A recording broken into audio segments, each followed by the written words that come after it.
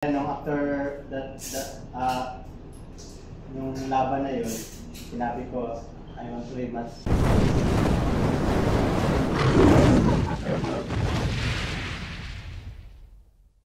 Nasugatan na si Navarrete, talaga nanghina na.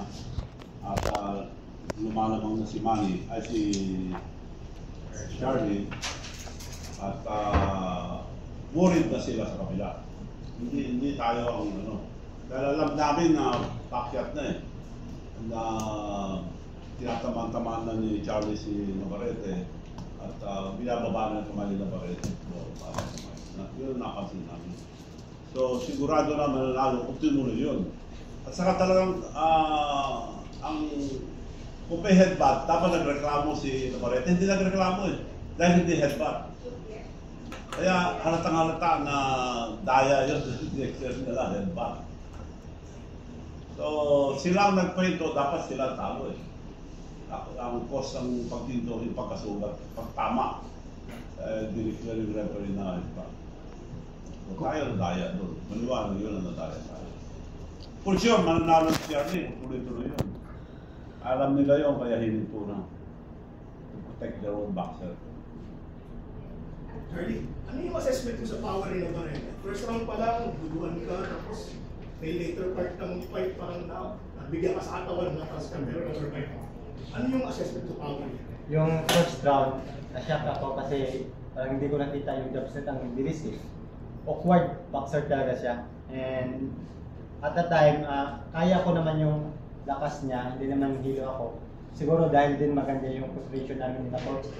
At yung isip puso ko din, sabi ko, kung matumba ako, hindi ako makabangon, talo ako, papayag ako doon. Pero pag may round pa, hindi ako papayag din yung mentality ko at that time sa fight, during that fight. And humihina na din kasi habang pataas ng round.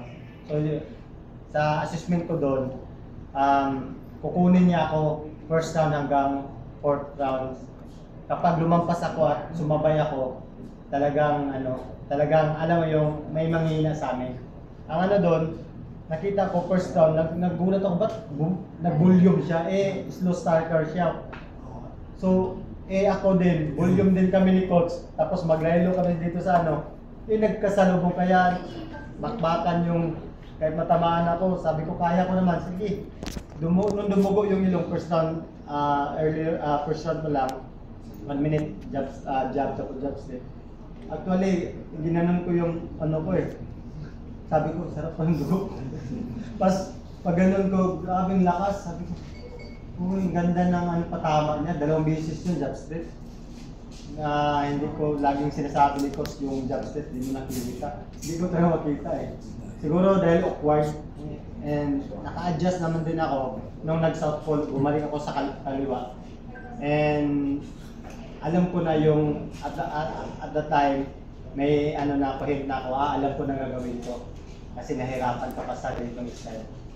So nga lang, dahil naudlot, dahil natigil, yun nga, hindi, minsan yung momentum mo minsan hindi magtuloy dahil sa situation na ganun. So hindi ko nahawak yun, yung momentum. Go. Ang bottom line po ba, ang next fight ni Charlie will be a world title fight? Whether rematch kay Navarrete o for the vacant title kalaban yung napon. Yun lang ang choice natin. Ang next fight ni Charlie, world title fight. Yeah, pero pagpipilit namin na yung usapan na rematch. Pero I doubt dahil sinabi na ang makyat na siya eh. So ibig sabihin, iiwas na siya. Charlie, ready ka kahit rematch o doon sa hapon na number 2 contender kung sakali? Sa akin, kaya sabi ko na maging kami ulit ni Navarrete kasi masaya eh. Nag-enjoy ako doon sa laban na yun. Hindi lang siya talagang magandang laban eh. Even ako na naglalaro, tingin ko ang ganda pa ng laban. So sayang na hindi mapagbigyan ng rematch. Kasi even ako, kung makuha ko yung world title yung belt, bigyan ko pa siya ng chance na mag-rematch kami kasi maganda eh. Hindi lang kasi, pangit kasi nanalo ka dahil doon. Yung panalo ka talaga na umabot ng rounds or may na-knockout or ano. Maganda yun. So, yung dangal. So on the record, Charlie, kung sakasakali, okay, this is a circus as you can very well see. Kung manalo ka, na-overturn at na-award sa'yo by TKO, so willing kang magkaroon ng rematch. Opo, willing ko akong ibigay kay Navarrete kasi bigyan niya ako ng chance na makalaban siya. So I'm willing also na ibalik yung binigay niya sa akin. Pwede palang trilogy to. Kung mag-rematch at ipanalo mo yung rematch, may third fight. Opo. Ako naman po kahit siya or kahit sino pong ibigay na kalaban ko maging kalaban ko will do my best to win the fight lagi. Thank you. Anong parte ng laban nakita mo na makatubay mo? Actually, para sa akin yung assessment ko dun sa laban. Nung nakita natin nung first round pa lang, nagbumba na si Navarrete. Doon ko na-realize na hirap na siya. Ano ba nakita natin si Navarrete habang tumatagal lumalakas. Dahil siguro nagkambyo sila ng game plan dahil dehydrated si Navarrete. So first round, nagbulo sila para kukunin nila si Charlie ng maaga. Yung first round lang nung tinatamaan si Charlie, grabe yung tamba ko kasi ano mo pag nasa baba nakikita mo paano nadamit yung boxer mo. Natutuwa na ako dahil na-survive ni Charlie. Then, parang nga sa akin, nung second round, panalo si Charlie sa scorecard sa second round. So, parang sa akin, talo pa si Charlie. Kaya sabi, nag-uusap kami ni Coach Bob. Coach, lugi pa tayo. Lugi pa tayo. Kung nakita nyo sa 5th round, nag-adjust na si Charlie. Doon ako natuwa na nag-adjust si Charlie. Nung 6th round, nakita natin na dominant na talaga si Charlie. Nakakalo niya na si Navarrete. Ang nakita ko lang doon talaga, yung early round, doon talaga nagbulo si Navarrete. Saka alam ng kampo nila na mahirapan na sila din. Nakita natin doon sa weigh-in, hirap siya. Actually sa weigh-in na yun, diyan tayo talaga siya ng bantayan. Nakiusap din yung kampo nila sa akin. Nung na-cover ng quick pa na, papayag na ako. Pero pinundigin ko talaga na hindi, kunin yung timbang sa inyong roles. Sabi ko, sige, 21, pero mabahit kayo na pinunti sa amin. Kinausap yung coach nila, na yung hit ng coach nila, hindi pumayag, sige nausap ni Carlos, Beltran. Sinahirapan na talaga si Navarrete. Kasi ako doon ako mismo yung last na timbang na Navarrete, natapos si Navarrete. Kasi sinalog siya ng, ng teammates niya. So, dito, doon pagtapos ko ng meeting doon sa baba, kinausap ko siya, sabi ko, advantage na tayo dito. Sabi ko, pag tumagal to, matatalo natin. Matatalo pero yung game plan natin, yun pa rin ko. First round, bulo tayo. Kung nakita ko na si Charlie sa first round, nung pinanood yung laban, sobrang excited ni Charlie. Nakita yung galaw talaga na-excite. Andun yung excitement niya. Nung tinamaan siya, pero nakita ko naman, sabi ko kay Charlie, hindi maganda yung training namin, siguro hindi siya makasurvive doon. So, dahil sabi ni Charlie, pasalamat siya. Ako na-realize ko, ang ganda ng training natin. Yun mo yung ganong klaseng tama, na-survive niya. Kinaya niya yung suntok ni Navarrete. Then, nakita din natin nung sa 5th round, nag-adjust na si Charlie. Ang nakita lang yung chance na makiusap ni Charlie kung inabot pa ng lakas na round. Kasi wala na si Navarrete, pababa na eh. Mas doon na siya. Doon na talaga yung chance ni Charlie na manalo na kanyang mag-i-o, mag-i-o si Navarrete. Nakita natin, sinip talaga siya, sinip ng referee sa katokso. Wala na natin nagawa. Then ako nung mismo nung tinigil yung laban, alam ko na mangyayari, kinabahan ako dun. Sabi ko, ilaan nila sa scorecard. Then ako dun sa laban, hindi din ako 100% nakita kung ano nangyari. So sabi ko kay Charlie, natama ko suntokin. Kasi nagkalong si Charlie sa akin, mawag ko suntokin. Suntokin, ang diniklir ng referee is headbutt. Wala, grabe ko. Nagpasalamat din ako sa mga tao dahil yung mga tao talaga yun yung nag-post na yung manalo si Charlie kasi nakita natin international yung mga tao talaga, yun na talaga sa atin na panalo si Charlie. Then yung mga pagitan na mga boksingero, mga former na mga champion din winner, nakakita nila na may iyo talaga yung may sasuntok talaga nagawa ni Charlie na nanalo si Charlie. Then isa pa doon sa crowd mismo sa akto na nangyari, nakita mo yung pustahan ng mga tao na akto nandun nag-abot ng tira. Alam ng kapustahan nila na talo si Navarrete, may Pilipino tayo na kasama doon na nagpusta ng mismo. Yung pustahan nila binigay nila sa Pilipino, dahil talo talaga si Navarrete. Sabi ng sikat, talo kami. No, sila na mismo nagsabi na talo sila. Sila mismo nagsabi na talo sila. Kaya binigay nila yung tira doon sa Twitter. Tinanggap ng kasama natin Pilipino. Binigay nila, nakita ko yung mga musikan, may honor sila na alam nila na talo yung boksingero nila. Nakakatuwa din siya. Then pagdating doon sa Las Vegas ng mga nakakilala namin ng mga Pilipino, yung napupunta na actual na Mexican Pilipino, alam nila na talo si Navarrete, binigay din nila yung asa ko, natutuwa ko yung mga Mexican, honor din sila na alam nila na talo yung fighter nila. Nakakatawa lang dahil yung mga tao talaga makita mo na alam nila na nanalo si Charlie. Then kami instead na nalungkot kami doon dahil talo si Charlie, parang nabubuhay kami dahil sa mga Pilipino na sumusuporta kay Charlie na alam nila na nanalo si Charlie. Maganda yung feedback para kay Charlie na alam nila na nanalo talaga si Charlie.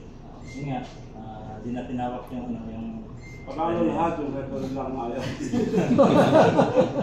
Direksyon niya. Coach, ano yung naging instruction kay Charlie after the first round? First round actually, sa first round binuhay ko talaga si Charlie sa totoo lang. Binuhay ko talaga si Charlie. Sabi ko, Charlie, pag napagod ka, huwag mong kailangan, bubuhayin kita. Ang daming ng supervisor sa akin sa taas ng ring. No Delphine, no. Ginagawa ko pero para buhayin yung fighter ko.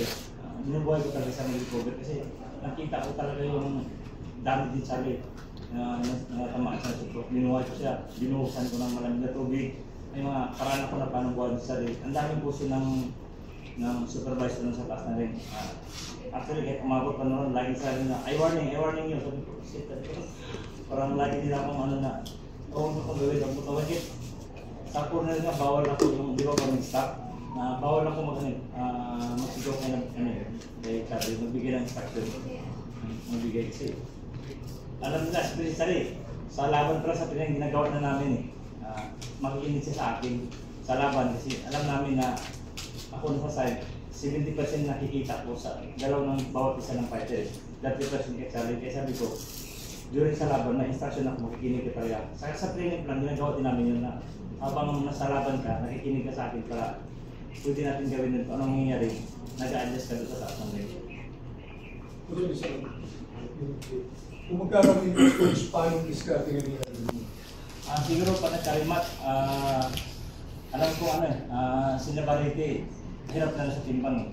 Kasi nakita natin doon sa during pa lang sa laban, yung synchronization na sinimo at doon sa laban, nakikita kami, sabi ko, kaya namin to, kaya namin. Kasi alam na, kasi ako niya, malalaman daw sa laban, paglaban na sila. Mas magaling kami dito, ganun yung isip ko eh. Sinasabi ko rin yung synchronization namin na si Coach Pagandaan ko, mas magaling tayo dito. Kaya naman mas magaling tayo. Kasi andun si Mimon, makikita daw sa laban kung paano lumaban kasi nakita nila paano na bumagsak ni Bani dito sa WE. Bubuhayin din nila, nakita ko. Tapos sabi din ng doktor na kasama namin doon, sabi niya, hindi agad mag-recover in 24 hours kaya may bandit na tayo. Well, speaking ng weighing, nung pangatlong timbang niya, hubad pa rin ba si Yes, nakaubad. Nung nakaubad siya, yung kwentuhan na yun, hindi pa niya nakuha. Nagtatawaran din mga commission doon dahil kahit anong iniliksin niya, hindi talaga na bumaba yung kwentuhan eh. Kahit anong gagawin. So kahit nakatigil pa siya ng hinga, wala pa rin, over kwentuhan pa rin eh. So, kunin niya yung timbang. Nung nakuha niya yung timbang ulit, yun ko nakita ko yun sa video na tumumba talaga siya dahil nakita ko rin siya yung tinignan nila ni Navarrete, pinipigyan niya yung sarili niya, nadudulin na rin siya eh. Piling ko, nabibigyan na siya sa diet niya, bigyan na siya, yung tingin niya kay Charlie, tingin ko, paduling. Parang hinano niya yung sarili niya, ano ko dito. Kasi parang buhog na siguro siya, ganyan. Pero nakita ko talaga na hirap na siya. Nung sa press ko, hindi mo niya nakitaan siya na Barrete na ano na hirap sa timbang. Tingnan natin kung anong nangyari sa timbangan din.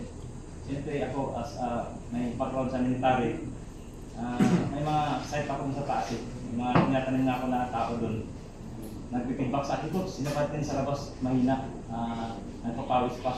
Okay, good. Bantayan nyo lang, bantayan nyo. Anong mangyayari.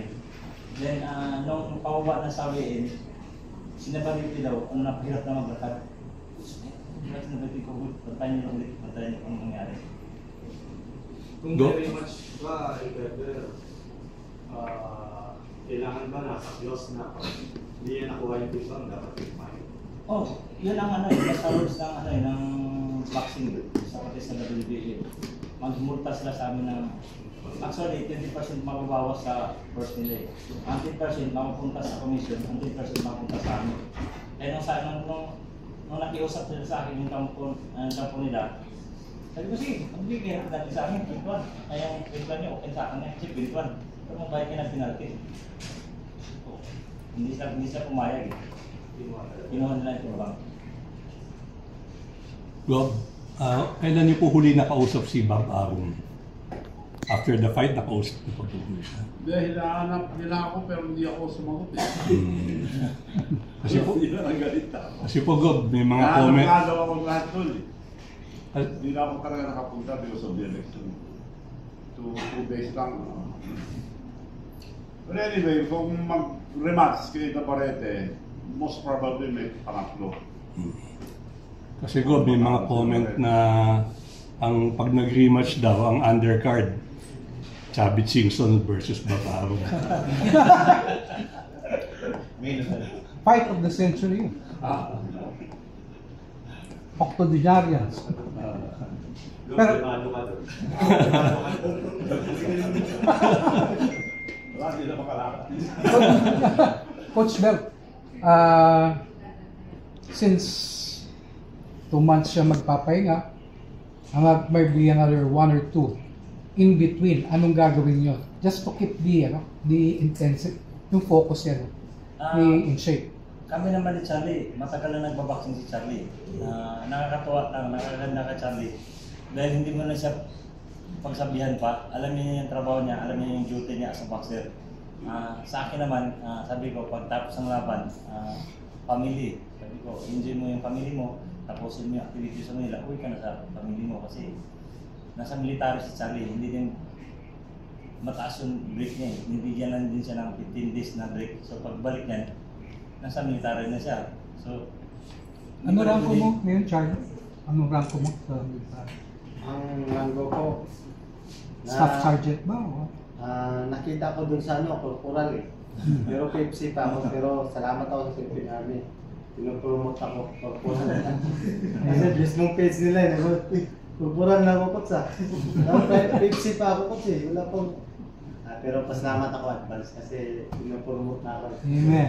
Kung nanalo ka pala, Baka Master Sergeant. Basta, gano'n naman yung support ng Army sa akin. So, for in between, kasi hindi natin alam when the rematch will be. Pagbalik ni Charlie dito sa midterm pagtapos ng break, actually nag-training kami ni Charlie. Nag-training kami, hindi din kami nagpapabaya na hindi kami nag-training kasi ito na yung buhay namin. Kusingero saka yung parang nito dito din kami nag-i-enjoy ni Charlie. Yung training namin nag-umpisa, nag-i-enjoy kami sa training. Ginagawa talaga namin yung saka si Charlie sinasabihan ko rin na yung nire-remind ko siya habang mo ng laban, huwag yung buhos ng kain, mag-enjoy ka na pagtapos ng karir mo, yung ka na mag-enjoy. Actually, paano umpisa kami, nakikita nyo naman talaga, actually, hindi nyo nakita na naglubo talaga si Charlie kasi nire-remind ko siya sabi ko, maraming invitation din sa'yo, kung anong invitation, binyag, birthday, papakain ka dyan. So sabi ko, limit mo lang, mag-enjoy ka na pagtapos na ng karir mo sa boxing. Rick, given you've been in a boxing game for so long also, so how do you think, how long will before we can have either a rematch or a title fight? So what I read it should be immediate. If it's determined there's a mandatory rematch, it should be immediate. So Which means how much? it 3 to 4 means months? there's a 2-month cooling off period and then the match. Okay. You know, I think that at the end of the day that that's something that has to happen. You know, and that's something regardless of what happens on June 2nd. Everybody's gonna be in favor of a rematch. So that's gonna be the next fight, without a doubt. Thank you. Good.